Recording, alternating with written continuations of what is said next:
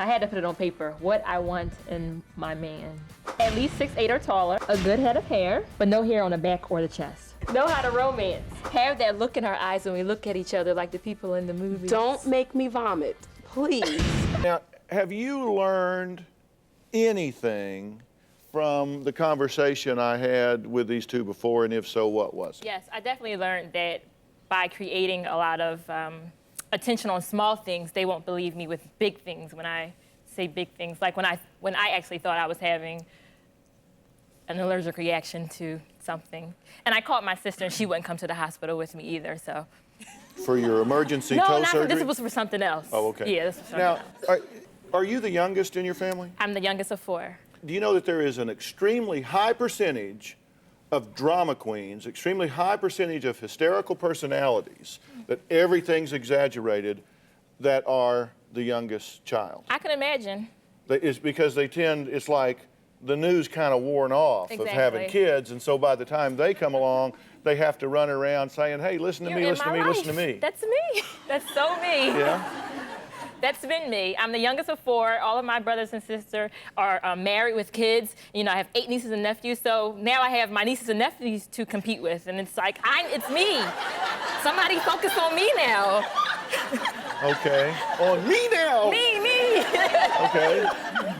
So you agree that what you're doing is you look at your life and say, without all the drama and intrigue, like, for example, weren't you, let's see, 1 week she's moving to Alaska, next week she's getting her PhD in California, and then you totally bail on that and you're going to Alaska, and then you have all of these relationships with these guys all the way across the country, because then you can like pretend they're secret agents or what? I mean, what's wrong with the old boy that lives down the block?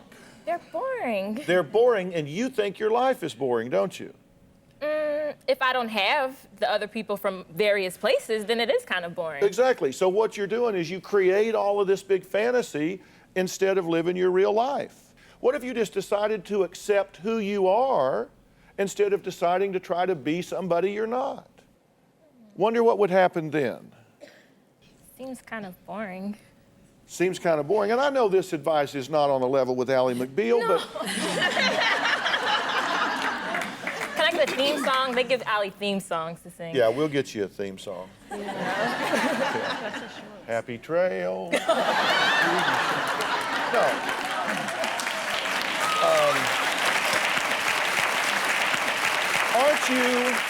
My point is, aren't you avoiding your life? I don't see anything wrong with dating someone, you know, in California when I'm in Philadelphia. If the love is there and if that's someone that I'm compatible with and that I want to be with, I don't see anything wrong with that. Yeah, if. But the truth is, if this is your soulmate, your 6'8", love in his eyes, no hair on his back, you have this list here of all these characteristics of your mate.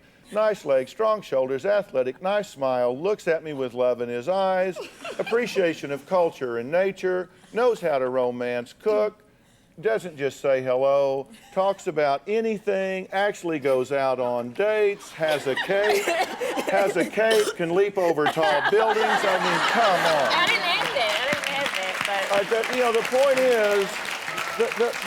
point is, you're not living your life. What you've done is you've written this script that you want your life to be. And so you play in that fantasy world instead of dealing with the fact that, wouldn't it be odd if you dropped all of the fantasy and discovered that, you know what, you're really interesting, funny, warm, intelligent, engaging, and that you and the real script of your life is just fine? Wouldn't it be tragic if you missed you because you were playing this role?